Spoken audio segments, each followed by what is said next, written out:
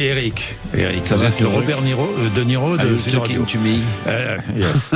Dites-moi, vous jouez au Lego? Alors, mes enfants ont joué beaucoup au Lego. Bon.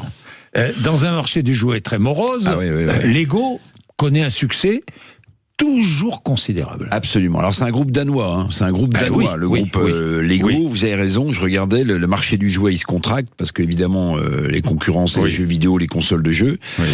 Et puis dans ce marché morose, Lego a augmenté 12% ses ventes.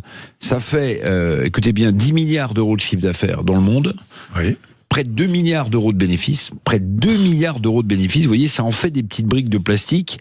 Oui. Donc, qui sont construites, parce qu'il y a aussi ça chez Lego, pour le développement durable, à base de plastique recyclé, et je le disais, à base de canne à sucre. De canne à sucre. On retraite la canne à sucre pour faire des briques de Lego. Quel est le secret de la réussite de Lego? Alors, si vous voulez, ils ont été très malins, parce que les Lego intéressent les enfants, mais intéressent aussi les adultes. Oui. Ils ont signé plein de partenariats. Alors, pour les enfants avec, Harry Potter, mais pour les grands avec Star Wars, avec la Formule 1. Vous pouvez évidemment, si vous êtes un fan de Jean-Jacques, construire votre Formule 1 préféré en Lego, avec des jeux vidéo comme Fortnite. Donc en fait, ils ont des partenariats qui leur permettent toujours d'être dans le coup. Vous pouvez construire la Tour Eiffel en Lego, d'un mètre 40, d'un mètre 50. Donc leur grand secret, c'est d'accompagner le développement des jeux vidéo en proposant des maquettes en Lego. Et les droits de douane aux États-Unis, parce que Lego exporte beaucoup vers les États-Unis. Exactement, c'est le deuxième marché pour Lego, les États-Unis.